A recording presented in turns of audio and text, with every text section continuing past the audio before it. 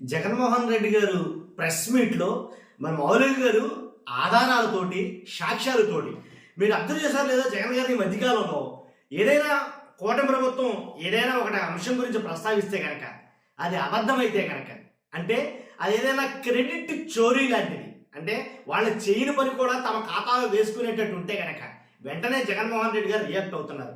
ఇంతకు ముందులా కాదు ఏది పడితే అది మాట్లాడుకొని మనకి ఎందుకు అనేటట్టు కనుక జగన్ గారు ఉండడం వల్ల ఏది మాట్లాడినా సరే అది వాస్తవమైతే సరే లేదు అబద్ధం మాట్లాడితే కనుక వెంటనే జగన్ గారు దాని మీద తన స్పందన అయితే తెలియజేస్తాడు ఆయన. కానీ ఇప్పుడు ఈ రోజు జరిగిన ప్రెస్ మీట్లో జగన్మోహన్ రెడ్డి గారు మనం అవునే కాదు సాక్ష్యాలు ఆధారాలతోటి అన్నింటితో కలిపి ఒక ప్రెస్ మీట్ అయితే కనుక జగన్మోహన్ రెడ్డి గారు పెట్టడం అయితే చేయడింది. ఎలా అంటే వైఎస్ఆర్సీపీ కేంద్ర కార్యాలయంలో మీడియాతోటి జగన్మోహన్ రెడ్డి గారు మాట్లాడడం జరిగింది. దాంట్లో చాలా ఆశ్చర్యకరమైనటువంటి విషయాలు, చాలా మంది ప్రజలకు తెలియని విషయాలు ఏంటంటే ఇప్పటి వరకు చాలా విషయాల్లో చాలా వాటిలో క్రెడిట్ చోరీ అనేది ఆంధ్రప్రదేశ్లో విపరీతంగా జరుగుతుంది అని జగన్మోహన్ రెడ్డి గారు వైఎస్ఆర్సీపీ పార్టీ వాళ్ళు అంటున్నారు. ప్రతిదీ కూడా అంటే చంద్రబాబు నాయుడు గారు చేయింది కూడా నేనే చేశాను, అది నేను చేస్తేనే వచ్చింది, అది నేనే చేశా, దాని నా వల్లే అయ్యింది, అది నాదే, ఇది నాదే అని చంద్రబాబు నాయుడు గారు అంటా ఉంటే ఇలాంటి అంటే మేం చేసింది కూడా మీ ఖాతాలో వేసుకోవడం ఏంటని జగన్మోహన్ రెడ్డి గారు ప్రెస్ మీట్లు పెట్టి మరీ తెలియజేస్తారు ప్రజలకని చెప్పాలి. కానీ ఈ రోజు జరిగిన ప్రెస్ మీట్లో ఏదైతే ఇప్పటి వరకు మనం చూసుకున్నటువంటి ప్రెస్ మీట్ ఏదైతే ఉందో దాని విషయంలో ఆ ప్రెస్ మీట్లో ఆయన మాట్లాడిన మాట ఏంటంటే ఏదైతే రీసర్వే భూముల రీసర్వే విషయంలో కూడా చంద్రబాబు నాయుడు గారు తన ఖాతాలో వేసుకోవడానికి ప్రయత్నిస్తున్నారు.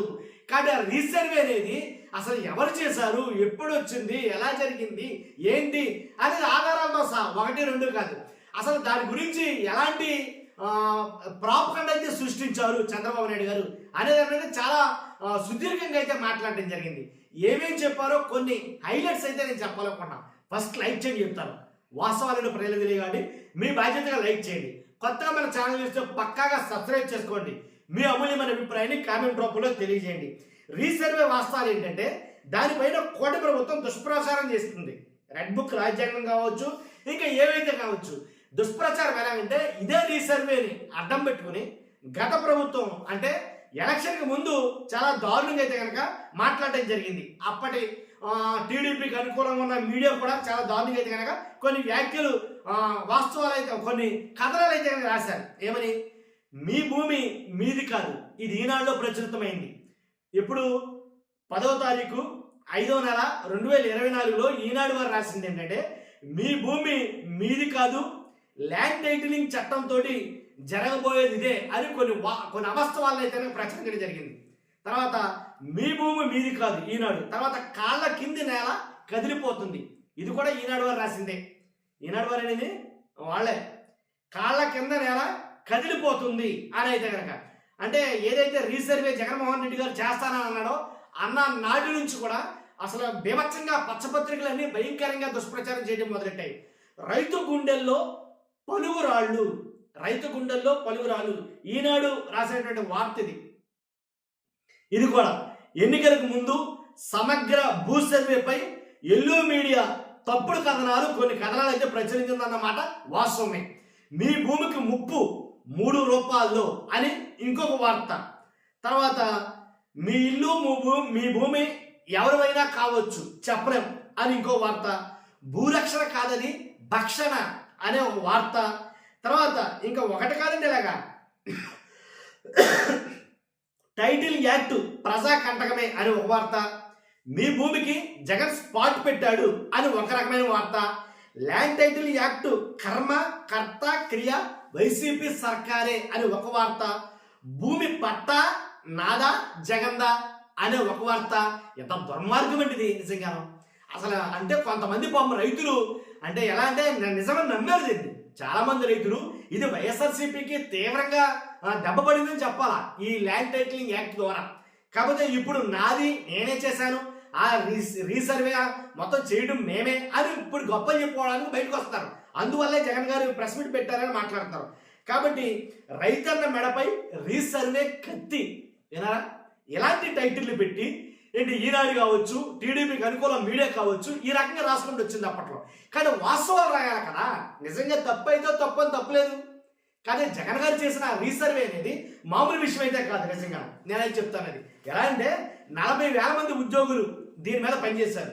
6,000 కోట్ల పైగా ఖర్చు పెట్టాడు. ఏంటి ఒకటి కాదు రెండు కాదు, ఈ ఖర్చు పెట్టిన ఖర్చుకు తగ్గట్టుగా ఏంటి అంటే జగన్మోహన్ రెడ్డి గారు చేసిన పని వల్ల కేంద్రం నుంచి రాయితీ కింద 400 కోట్ల రూపాయలు అది చంద్రబాబు నాయుడు గారి హయాంలోకి వచ్చిన తర్వాత ఫిబ్రవరి నెలలో కేంద్రం ఇవ్వడం జరిగింది. కాబట్టి ఇప్పుడు అలాగని ఆ రీసర్వే ఏమైనా ఆపారంటే కనుక ఆ క్రెడిట్ కూడా నాదే, నేనే చేశా అని చంద్రబాబు నాయుడు గారు అంటున్నారు. కాబట్టి చంద్రబాబు నాయుడు గారు చేసింది ఏమీ లేదు అసలు దీంట్లో, ఇదంతా అబద్ధం అనేది కనుక మాట్లాడటం జరిగింది అనమాట. తర్వాత ఇంకా మీకు కొన్ని ఫోటోలు అయితే నేను చూపించాలనుకున్నానండి. ఎలా అంటే అంతకుముందు పట్టాదారు పాస్బుక్లు ఎలా ఉండి అంటే ఇక్కడ నేను అవసరమైతే ఇక్కడ నేను ప్లే చేస్తాను. పాత పట్టాదారు పాస్ పుస్తకాలు ఎలా ఉండేయాలంటే ఆ వివరాలన్నీ చేత్తో రాసేవారు, పాత పట్టాదారు పాస్ పుస్తకాలన్నీ. కానీ జగన్ గారి హయాంలోకి వచ్చిన తర్వాత వైఎస్ఆర్సీపీ హయాంలో పట్టాదారు పాస్ పుస్తకం చూస్తే కనుక అన్ని ప్రింటెడ్ అలాగే క్యూఆర్ కోడ్ ఇంక అన్నీ కూడా అన్నీ అంటే క్యూఆర్ కోడ్ స్కాన్ చేస్తే రైతు వివరాలన్నీ వచ్చేయాల అంత టెక్నాలజీ వాడి. కాబట్టి పాత పట్టాదారు పుస్తకంలో ఏంటి ఏం లేవు, మ్యాపులు ఉండేవి కాదు, మ్యాపులు లేవు, లాటిట్యూడ్ మరియు లాంగిట్యూడ్ అసలే లేవు, క్యూఆర్ కోడ్ అలాగే యూనిక్ నెంబర్ కానీ క్యూఆర్ కోడ్ లేదు, యూనిక్ నెంబర్ అసలు అంతకన్నా లేదు, ఇవేమీ లేకుండా పట్టాదారు పాస్బుక్లు ఉండేవి. కానీ జగన్ గారి హయాంకి వచ్చేసరికి ఆయన చేసిన ఏదైతే రీసర్వే అది ఏదైతే ప్రాజెక్ట్ ఉందో దాంట్లో భాగంగా వైఎస్ఆర్సీపీ పాస్ పుస్తకాల్లో యూనిక్ నెంబర్ ఉంది, అలాగే ల్యాండ్ మ్యాపింగ్ ఉంది, తర్వాత క్యూఆర్ కోడ్ ఉంది. ఇలాగా ఒకటి కాదు రెండు కాదు, పట్టాదారు పుస్తకాల్లోనే లాటిట్యూడ్ కావచ్చు అలాగే లాంగిట్యూడ్ కావచ్చు, ఇలా ప్రతిదీ కూడా పట్టాదారు పాస్ పుస్తకంలోనే కొత్తగా పొందుపరచడం అయితే కనుక జరిగింది. అది కూడా నేను ఇక్కడ చూపిస్తాను మీకు. అది అంతేకాదు ఆయన ఏదైతే ఈ ప్రాజెక్ట్ సర్వే చేపట్టాడో రీసర్వే, దాన్ని ఏపీ రీసర్వే పైన మహారాష్ట్ర కావచ్చు అలాగే అస్సాం ప్రభుత్వం కావచ్చు, ఈ ప్రభుత్వాలన్నీ ప్రశంసలు కురిపించాయి. మేము కూడా చేస్తాం ఎలాగని. ఒక్క మాట చెప్తానండి, రీసర్వే అనే ఈ పదం 100 ఏళ్ల కిందట జరిగింది, 100 ఏళ్ల కిందట, అది బ్రిటిష్ కాలంలో. ఇప్పటికే మీరు చూస్తే కనుక జగన్మోహన్ రెడ్డి గారు చెప్పినట్లు ఇప్పటికే మీరు చూస్తే కనుక జగన్మోహన్ రెడ్డి గారు అన్నట్టు ఆ రాళ్ళు బ్రిటిష్ కాలం నాటి రాళ్ళు అక్కడక్కడ కనపడుతున్నాయి, ఇది వాస్తవమే. అలాంటి రాళ్ళుని అలాంటి రీసర్వే అప్పుడు చేసిన రీసర్వే ఏ ఒక్క మగాడు ముఖ్యమంత్రిగా ఉన్న ఎవరు కూడాను రీసర్వే జోలికి పోలా, పొలాల జోలికి రైతుల జోలికి పోలా. ఏంటి పోకుండా రీసర్వే అనేది లేకపోవడం వల్ల చాలా మంది రైతులు కొంచెం భూతగాదాల్లో గట్టు కొంచెం అటైనా ఇటైనా సరే ఏంటి తలల పద్దలు కొట్టుకుని చనిపోయినటువంటి వాళ్ళ సందర్భాలు ఉన్నాయి. చాలా కొన్ని వేల లక్షల ఎకరాలు కేసుల చుట్టూ కోర్టుల చుట్టూ తిరుగుతున్నాయి ఈ రీసర్వే అనేది చేపట్టక ముందు. రీసర్వేలో అంగుళం భూమైనా సరే ఆ ఏ రైతుదైతే ఆ రైతుదే. అలాగా దాన్ని రీసర్వే చేయడానికి చాలా ప్రామాణికంగా ఎలా అంటే 2 విమానాలు అలాగే హెలికాప్టర్లు అలాగే డ్రోన్లు హై టెక్నాలజీ ఏంటి ఇలాగ అమెరికా ఇలాగ అగ్రదేశాల్లో వాడేటటువంటి రీసర్వేకి వాడేటటువంటి నైపుణ్యాన్ని తీసుకుని జగన్మోహన్ రెడ్డి గారి హయాంలో వాడి దాన్ని రీసర్వే అని చేయడం జరిగింది. చాలా కొన్ని వేల గ్రామాల్లో రీసర్వే చాలా మందికి పూర్తయింది, తర్వాత గవర్నమెంట్ మారడం జరిగింది.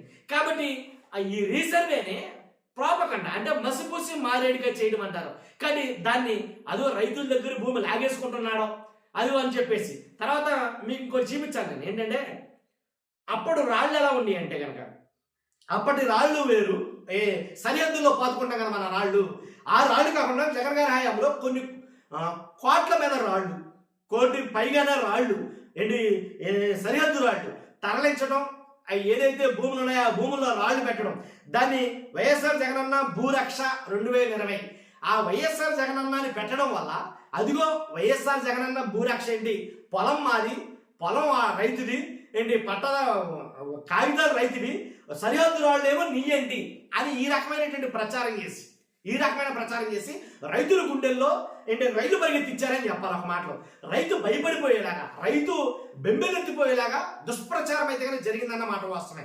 ఆ దుష్ప్రచారం వల్లే ఖచ్చితంగా వైఎస్ఆర్సీపీ ఓటమిలో కారణాలు ఇది ఒక కారణం చెప్తాను నేను. కానీ రైతు తెలుసుకునే లోపులోనే పార్టీ మారింది. తర్వాత ఆ సర్వే రాళ్లపై మెషిన్లు పెట్టి మొత్తం ఆ జగనన్న అనే పేరు మొత్తం చెక్కింగ్ చేశారు చాలా చోట్ల. అలాగే పట్టదారు పాస్బుక్లు మార్చేసి ఆ రంగు మారిందే తప్ప జగన్ గారి హయాంలో ఏదైతే ఇచ్చారో అవన్నీ యాజ్ డీస్ గా ఉన్నాయి. లాస్ట్ పేజ్ కావచ్చు, ఆ క్యూఆర్ కోడ్ కావచ్చు, క్యూఆర్ కోడ్ పెమ్మసాని తీసుకొచ్చారని చెప్పి చెప్తున్నారని ఆయన ఒకటి ట్వీట్ పెడితే దానికి చంద్రబాబు నాయుడు గారు కూడా థ్యాంక్స్ చెప్పడం ఇలా కొన్ని అయితే జరుగుతున్నాయి. అప్పుడు అర్థమైంది వైఎస్ఆర్సీపీ వాళ్ళకి కావచ్చు, ఎవరైతే జగన్మోహన్ రెడ్డి గారికి కావచ్చు, దీని క్రెడిట్ కూడా వాళ్ళు కొట్టేయడానికి చూస్తున్నారు అని అయితే కనుక. కాబట్టి ఇప్పుడు బయటకు వచ్చి ప్రజలందరికీ అర్థం అవడం కోసం ప్రెస్ మీట్ పెట్టి మరీ చెప్తున్నాడు ఆయన. కాబట్టి ఇలా ఒకటి కాదు రెండు కాదు, వాళ్ళు ఏదైతే అంటే ఆధారాలతో సాక్ష్యాధారాలతో పత్రికల్లో అప్పటి ఈనాడు పత్రికల్లో ఏవైతే వచ్చినాయో అవి, తర్వాత వీటన్నిటిని చూపిస్తూ ప్రెస్ మీట్ అయితే పెట్టారు. నిజంగా ఒక్క మాటలో చెప్పాలంటే కనుక సామాన్యుడికి అంటే సామాన్య రైతు భయపడిపోయి కంగారు పడిపోయి నా భూమి ఎక్కడ పోతాదని, జగన్మోహన్ రెడ్డి వస్తే నిజంగా నా భూమి తీసేసుకుంటాడేమో అని చెప్పేసి ఓట్లు కూడా వేయని రైతులు చాలా మంది ఉన్నారు.